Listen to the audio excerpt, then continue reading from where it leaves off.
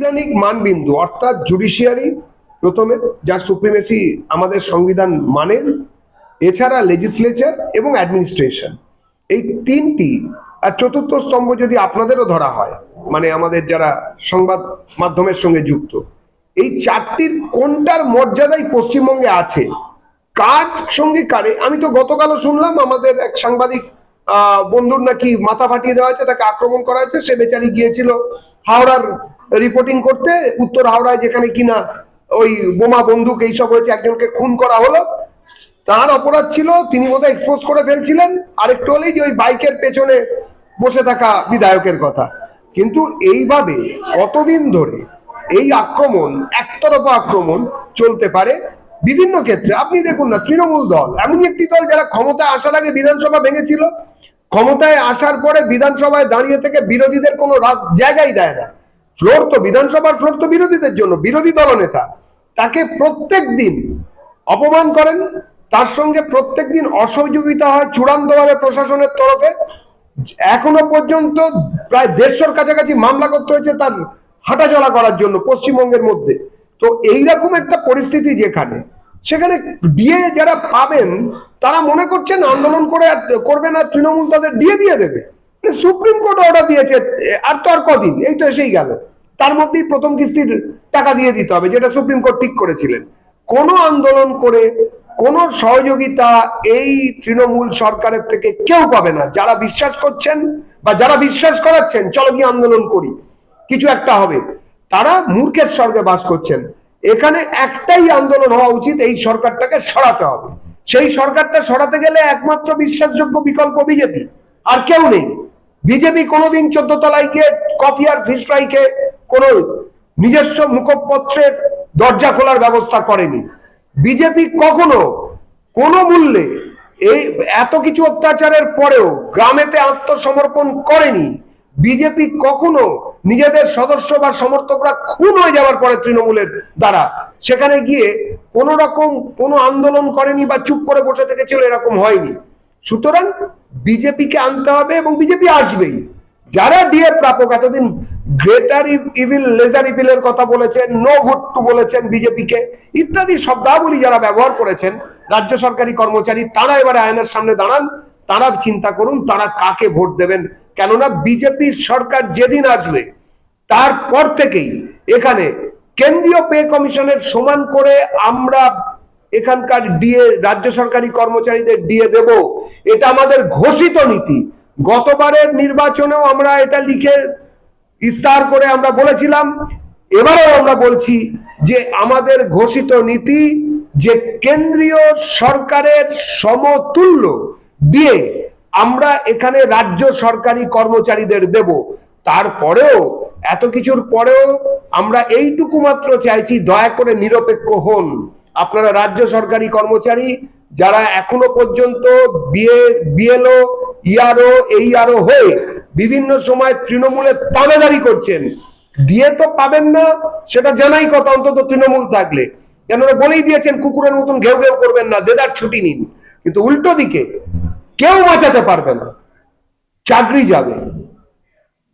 কেন্দ্রীয় সরকারের তার বিরুদ্ধে মামলা হয়েছে এবং তাকে তলব করা হয়েছে। হুমায়ুন কবিরকে এই মুহূর্তে একটা সব রাজনৈতিক দলের জন্য চিন্তার কারণ? দেখুন, কোনো চিন্তা বা এরকম নেই, ওদের নিজেদের মধ্যে বিভিন্ন সময়ে নাম ভাসিয়ে দেওয়ার জন্য একটা পদ্ধতি। তৃণমূল কংগ্রেস একছত্রভাবে গত দুটো নির্বাচনে যারা সংখ্যালঘু মুসলমান তাদেরকে এটা বোঝাতে পেরেছিলেন যে আমরাই একমাত্র তোমাদের উন্নয়নের সাথী। সংখ্যালঘুদের একাংশ এই মুহূর্তে বুঝতে পাচ্ছেন যে শুধু জালি টুপির ব্যবসা হয়েছে, কিছু লোককে কিছু টাকা পয়সা পাইয়ে দেওয়া হয়েছে, বাকি ক্ষেত্রে শুধুমাত্র মুসলমান ভোট ব্যাংক হিসেবে মুসলমানদের ব্যবহার করা হয়েছে, তাদের মানুষ হতে দেওয়া হয়নি, তাদের এই রাজ্যের বাকি মানবিক বিষয়বস্তুগুলোর সঙ্গে যুক্ত হতে দেওয়া হয়নি। কেন্দ্রীয় প্রকল্পের যদি সাহায্যগুলো না আসতো উজালা গ্যাস বা ইত্যাদির ক্ষেত্রে, তাহলে আজকে তারিখে মুসলিমদের অবস্থা, কয়েকজনকে বাদ দিয়ে বাকি অবস্থা এই রাজ্যে সাচার কমিশনের রিপোর্ট আসার পরের যা পরিস্থিতি, তার থেকে অনেক খারাপ পরিস্থিতিতে গিয়ে পৌঁছতো। নেহাত কেন্দ্রীয় প্রকল্পের টাকাগুলো এসেছিল, তাই ওনাদের বুঝতে একটু দেরি হয়েছে। কিন্তু এখন ওনাদের চোখ খুলেছে, এখন ওনারা অন্যদিকে ভাবছেন। সেই মুসলমান ভোটটাকে এক জায়গায় করার জন্য এইসব ঝুড়ি নতুন খোলা হয়েছে। এগুলো তো তৃণমূল, যারা ভোট কাটবেন তারাই তৃণমূলের পক্ষে। যারা এই যুদ্ধে তৃণমূলের উল্টো দিকে দাঁড়িয়ে, বিজেপির উল্টো দিকে দাঁড়িয়ে বোঝাবেন যে আমরা সমদূরত্ব নীতি রাখছি, আমরা এই মুহূর্তে ভোট কাটতে চাই, তার মানে বা ভোট পেতে চাই, তার মানে তারা পেছনের দরজা দিয়ে তৃণমূলকে জেতাবেন। সমস্ত দলের সমস্ত সমর্থকের কাছে আবেদন যে এই যে বৌদ্ধবাদের চর্চা, বহুমুখী যে আমাদের বিচার ব্যবস্থার যে বিচারধারার যে ব্যবস্থা, সেটাকে যে উল্টো দিকে চালিয়ে দেওয়ার চেষ্টা, তৃণমূলের একনায়কতন্ত্র চলছে। আপনারা অনেক দিন ধরে সংগ্রাম করেছেন, অনেক দল আছে যারা বিজেপির জন্মলগ্ন থেকে কিংবা তার আগে থেকে, তার বহু আগে থাকে পশ্চিমবঙ্গের বিভিন্ন উত্থান এবং পতনের সাক্ষী রয়েছেন। সেই সময় থেকে আপনারা সেই দলটি করে যান। আপনাদের সবার কাছে আবেদন যে এই মুহূর্তে তৃণমূল কংগ্রেসকে যদি না সরানো হয় তাহলে আপনাদের এই বিচারধারার যে প্রতিনিষ্ঠা সেটা নিষ্ফলা হবে। সেই জন্য দয়া করে এইবারে তৃণমূলকে সরানোর জন্য একজোট হবার জায়গায় আসুন, যেটা বিশ্বাসযোগ্য বিকল্প তাকে বেছে নিন। কিন্তু এর আগে সম্পত্তি ফ্রিজ হয়েছিল, আবার হেরোইনের নতুন করে মামলা। কি এলো গেল, সবকিছু দিয়ে দেবে। প্ল্যানটাই তো হচ্ছে যে মুখ্যমন্ত্রী তৃণমূলের, আর মুখ্যমন্ত্রী যদি ওদিক থেকে কিছু শর্ট পড়ে তাহলে ওই শর্টফলকে পূরণ করবে হচ্ছে হুমায়ুন এসে, তখন সবকিছু ফেরত দিয়ে দেবে, ডাবল ফেরত দিয়ে দেবে। কি মনে করছেন আপনারা? দেখতে পাচ্ছেন না যে ভদ্রলোকের বিড়ি জুটতো না, সে রোজ সন্ধ্যে রাত্রির 8টার পরে তার প্রায় 100 লোককে বিরিয়ানি খাওয়ায়। যে লোকের ভাঙা সাইকেল ছিল সেই লোক আজকে এসইউভি করে ঘুরে বেড়াচ্ছে, এক পাল এসইউভি কে পেছনে নিয়ে ঘুরে বেড়াচ্ছে শুধু তৃণমূল করার জোরে। তাহলে তাতে কি এলো গেল? আজকে নেই কালকে পেয়ে যাবে।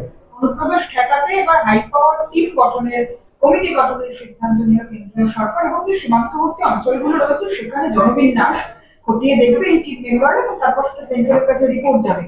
আপনি কি নির্বাচনের আগে প্রভাব পড়বে? এ তো সুপ্রিম কোর্টের অর্ডার, সুপ্রিম কোর্ট অর্ডার দিয়েছেন।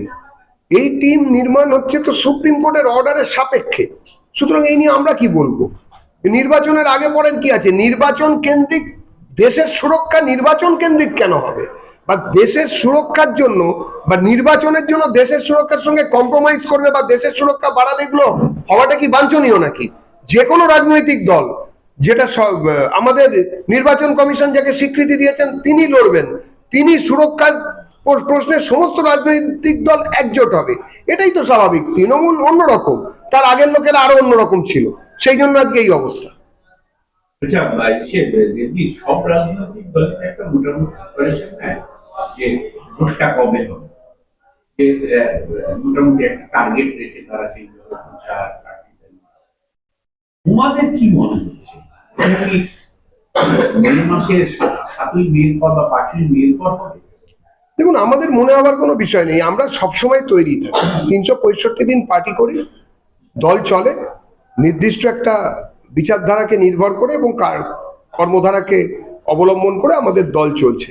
তো এখানে কালকেও যদি ভোট ঘোষণা করা হয়ে যায়, তাহলে মানে ঘোষিত হয়ে যায়, তাহলে আমাদের নামতে হবে এবং আমরা নামবো। আমরা লড়াইয়ের জন্য প্রস্তুত।